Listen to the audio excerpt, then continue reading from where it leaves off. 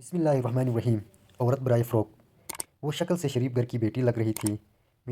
میں پاس گیا، میرے قریب ہو کر بولی، چلو گے صائف؟ میں نے پوچھا، کتنے پیسے لوگی؟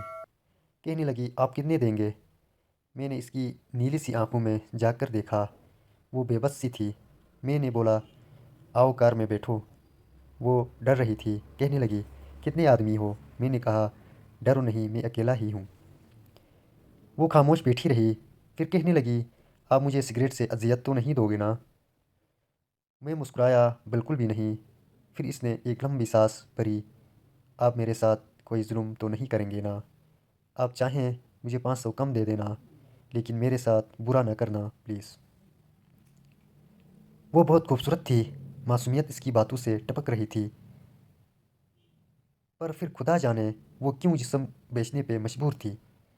وہ نہیں جانتی تھی میں کون ہوں۔ میں نے پوچھا، کھانا کھایا ہے؟ کہنے لگی، نہیں، میں ہوٹل کے سامنے کار روکی، ہوٹل والا مجھے جانتا تھا۔ اس نے جلدی سے کھانا پیک کیا، مجھے دیا، میں کار میں بیٹھ گیا۔ آ کر میں اپنے ڈیرے کی طرف چل دیا۔ چوکیدار نے دروازہ کھولا، میں کار پارک کی۔ رات کے 11 بج رہے تھے۔ وہ مسلسل میری طرف دیکھی جا رہی تھی۔ میں نے کھانا پلیٹ میں ڈالا، اسے کہا، ہاتھ دھو لو۔ وہ کہنے لگی، میں نے نہیں کھانا۔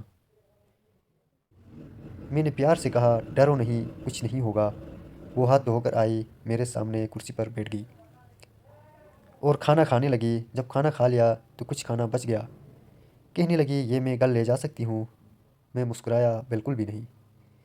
وہ چپ ہو گئی، برقع اتارنے لگی۔ میں نے کہا، رک جائیں، میرے پاس آ کر بیٹھ جائیں۔ وہ حیران تھی، میری آنکھوں میں دیکھ کر بولی، جلدی سے اپنا کام کرے، مجھے واپس چھوڑائیں۔ میں نے کہا، نہیں پوچھوں گا، کیوں کرتی ہو ایسا؟ کیوں بیچتی ہو جسم؟ بس اتنا کہوں گا، چھوڑ سکتی ہو کیا یہ سب؟ وہ میرے چہرے کی طرف دیکھنے لگی، آپ پاگل لگ رہے ہیں مجھے۔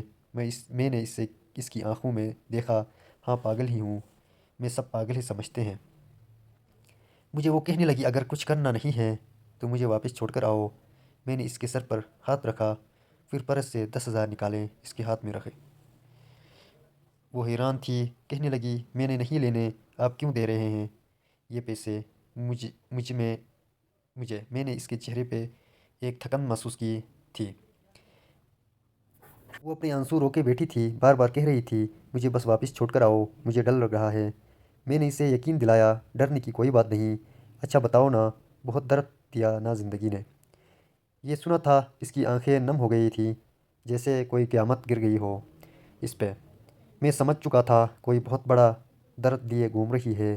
دروازہ کھولا، کانپتی آواز میں بولی، مجھے چھوڑ کر آؤ واپس۔ میں اسے بیٹھنے کا کہا، بتایا، میرا نام مصطفی ہے، ڈرو نہیں، خود کو محفوظ سمجھو۔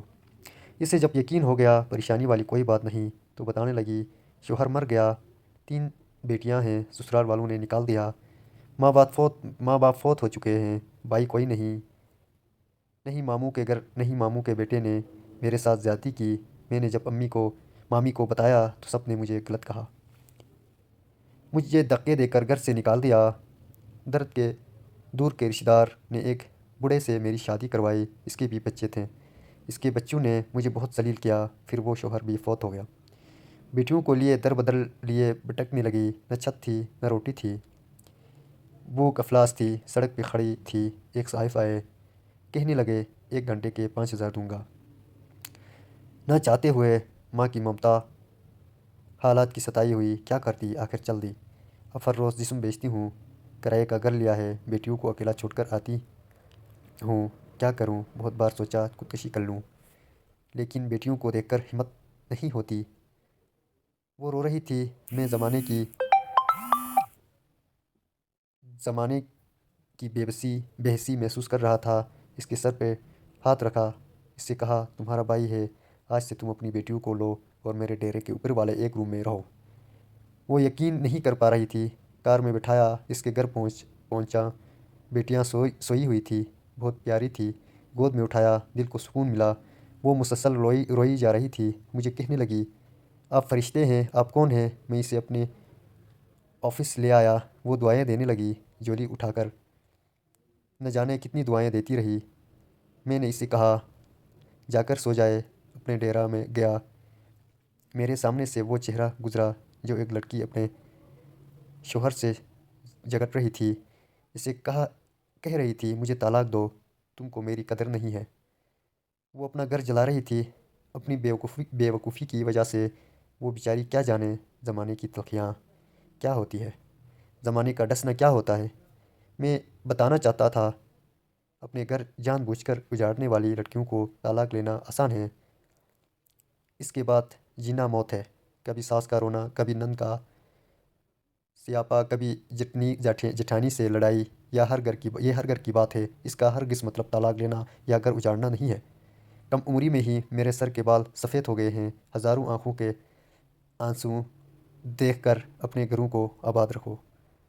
औरत खुदा की कसम मेरे माशरे की जंजीरों में जकड़ी हुई एक कैदी है।